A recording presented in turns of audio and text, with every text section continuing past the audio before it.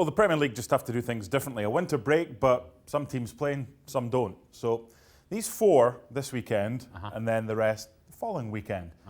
That's a quartet of greatness. Is it? Saturday, Sunday. Is that what you call it? There are many other things I could call it. These are the 2 Saturday games? Yeah. You want to start with Everton Palace? Hey, Everton, they should be excited after last week. And when they were losing 2-0, it seemed like everything was going all sorts of wrong. And then eventually they found a way back into the game. They win, get important 3 points. Maybe they create some momentum. Crystal Palace, still a team that is just getting results, solid, nothing spectacular about them. I'm going to take Everton at home. And simply because they're at home. Palace is struggling right now. 2 winnable games at home and didn't get anything. 3 points for Everton. Brighton, Watford. This is a U. This is a U. But it's an important. It's important for both. Yeah. It's an important U.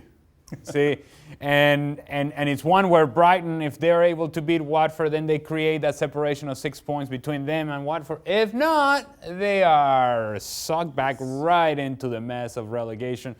It really is truly an important match and perhaps a defining match for Watford as well. Doesn't mean that they're going to be relegated if they lose this game, but I think it does put them in a path to success if they're able to beat Brighton away from home. Because I like Nigel Pearson, and I don't like the way that he left Leicester. See, I still remember these things. I'm going to give him the nod. I like that pick. I like it. How much do you like it? 78%. Oh, well, is that strong enough? No, draw. Well, that didn't make sense, but okay. Yeah, I know. It's just the whole agreement. Yeah, if there's a winner, it's Watford, but I think 0-0 wouldn't surprise me. Okay. Sheffield United, Bournemouth on Sunday. Your team, Sheffield United. Love Sheffield United. Yes, apparently. And Bournemouth, who I really think that it was truly important for them to get a result last week. They did. They need to continue that momentum. Sheffield, not sure whether they're going to be able to hang on to where they are right now on the table. As of right now, I'm leaning draw, but I don't pick draws in this thing, so I'm going to go with Sheffield. Yep, agree with you on that one for United at home. How many against Yikes at the back? A lot against 0. And I said last week that I thought Manchester City would react from the Manchester United game in the midweek and would be better against Spurs. And for 60 minutes, they look like certainly not only the better team, but a team that should have won that game easily. But they missed a penalty, missed chances, allowing Spurs to hang on in the game.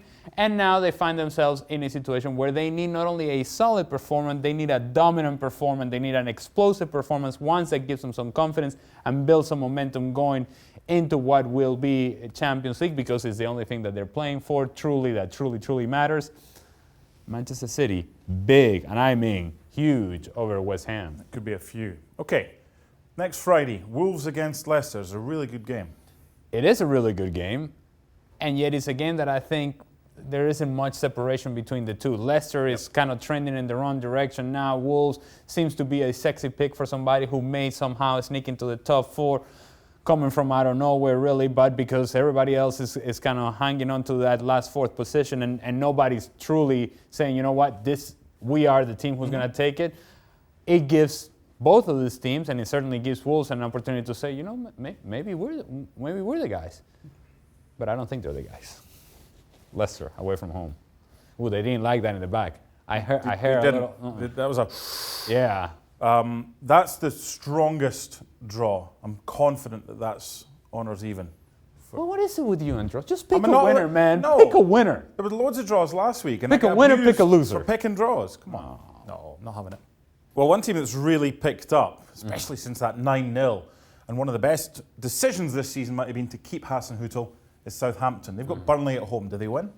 2 teams that are coming off games that they should have won. Burnley should have won against Arsenal at home. They missed a clear opportunity with Jay Rodriguez towards the end of the game. Southampton should have beaten Spurs in the FA Cup, and they didn't. But somebody's got to win here, and I'm going to take Southampton. Yeah, Danny Ings has come close of late. I think he'll get back among the goals. Okay, forget it. I'll do it. Thank you. Yeah. Can you do mine as well? Yeah, that's there's not even any point. Okay, all right. Villa Spurs. That's that face for. Well, because I don't like the way the Spurs are playing now, but it's sort of Mourinho-esque and it's effective. And Aston Villa may have a lot of the ball, but they don't have enough in the attack. And even though Jack Grealish may create a chance here or there, it's not enough. Spurs go away from home. It's ugly, but they win it. No point in adding anything to that. Arsenal, Newcastle. You. Is the ooh for them or the ooh for the fixture? Well, it's just... It used to be that you would want to watch Arsenal because it's a team that knocked the ball around. Now, they're neither here nor there. They don't really defend well. They don't really knock the ball around. And all we hear from Mikel Arteta is the boys are working hard. Well, Newcastle can work hard too. Arsenal, just a no. In spite of that, yeah. Okay, do we leave the best to last?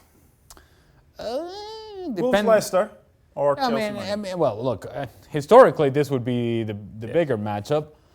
This is a team in Chelsea that is really trying to find some answers. Now the biggest controversy and the biggest decision is Kepa going to play? Or is it Willy Caballero? Or what happens with Chelsea and where are the goals going to come from? Well, you can ask the same question about Manchester United. Where are the goals going to come from? And if I'm asking where the goals are going to come from Chelsea and I'm asking where the goals are going to come from Manchester United, you may think draw, and sure, why not? But I don't pick draws in this. I'm going to go with Chelsea. They're weird in that they get better results against better teams, especially away from home. Yes. I wouldn't be surprised if it was a draw, but I'm not allowed to pick a draw. Well, when? Am I? Well, you are if you want to, if you feel comfortable. No, I'd feel more comfortable with a Chelsea win in that one. So we agree there, and a couple of disagreements in the first set. Remember, it's over the next 2 weeks due to this mini winter break in the Premier League. Thanks so much for watching ESPN on YouTube. And for more sports highlights and analysis, be sure to download the ESPN app. And for premium content and live streaming, subscribe to ESPN Plus.